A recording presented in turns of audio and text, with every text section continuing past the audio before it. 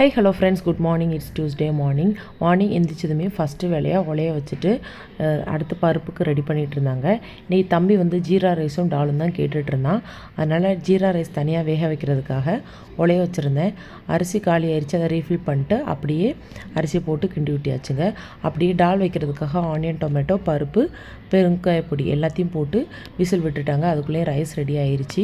அதை எடுத்து வடித்து விட்டுட்டு அப்படியே கிச்சனை க்ளீன் பண்ணிடலாம் அப்படின்னு சொல்லிட்டு ஃபுல்லாக கிச்சனை க்ளீன் பண்ணுறதுக்காக எடுத்து வச்சிட்டாங்க. இதுக்கு இடையில போய் ஒரு பிளாக் காஃபியும் குடிச்சிட்டு வந்துட்டேன்.